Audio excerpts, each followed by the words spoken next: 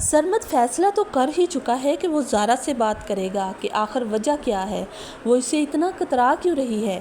जैसे ही वो उसके कमरे में आएगा तो सारा आगे से ज़ारा से बात कर रही होगी। इन दोनों को बात करता देखकर आखिरकार सरमद समझ ही जाएगा कि गेम क्या खेली गई है। वो फ़ोन उठाकर ज़ारा से कहेगा कि सारा तो ठीक है, ज़ारा कैसी है, तुम मुझे ये बताओ। ज़ारा को इस बात की फ़िक्र ही नहीं कि सरमद को पता चल चुका है। वो तो रक्षी की शादी इंजॉय कर रही है, साथ में आदिल उससे रोमांस भी झाड़ रहा है। आदिल जिस कदर उसके करीब आ रहा है, ज़ारा को अब उसका साथ अच्छा लगने लगा है। आदिल उससे भी पसंद आ चुका है, मगर वो इस बात का इजहार उससे बिल्कुल भी नहीं कर पा रही। जैसे ही आदिल उससे अपनी मोहब्बत का इजहार करेगा तो वो आगे से कोई जवाब भी नहीं देगी। जैसे ही शादी अपने इख्तिताम को पहुंचने वाली होगी, वहां पर सरमद भी पहुंच जाएगा। सरमद जो कि सारा से पूरी तफसील मालूम कर चुका है कि किस तरह से सारा ज़ारा बनकर उनके घर में रही है। ना तो नाना मियाँ और ना ही शाजिया दोनों को कुछ मालूम नहीं है। ये सारा प्लान ज़ारा ही ने बनाया हुआ है। ज़ारा उनके घर जाकर उनकी फुफ्फो और उसके बाप को सीधा कर रही है, मगर सरमद ये बिल्कुल भी नहीं जानता कि ज़ारा इस वक्त अपने ही बाप के घर में मौजूद है।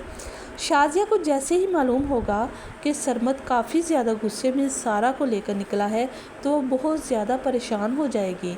फ़ोन करके फ़ौरन ही वो अपने बाप को बोलेगी कि आखिर ये दोनों कहाँ चले गए हैं। नूरा बता रही है कि ज़ारा बहुत ज़्यादा घबराई हुई है।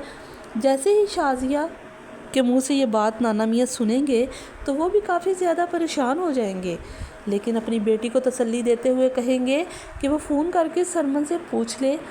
लेकिन शाजिया जब ये बताएगी कि दोनों का ही फ़ोन बंद जा रहा है तो यहाँ पर नाना मियाँ बहुत ज़्यादा फ़िक्र में आ जाएंगे। आखिर सरमद और ज़ारा क्या करने गए हैं।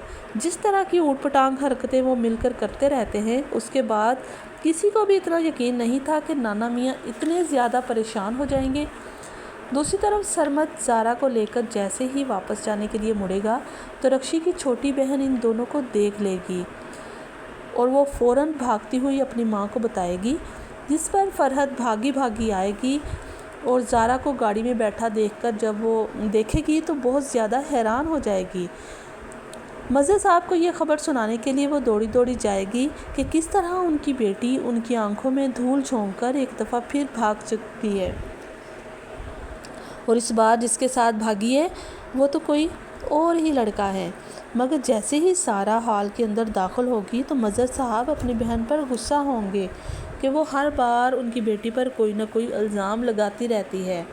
आदिल भी हैरान होगा कि ज़ारा ने इतनी जल्दी कपड़े कैसे चेंज कर लिए, अभी तो उसने कपड़े और पहने हुए थे। मगर सारा सारी सिचुएशन संभाल लेगी और सबको मुतमईन कर देगी। वीडियो पसंद आए वीडियो को लाइक करें और मेरे चैनल पर रुके रहें।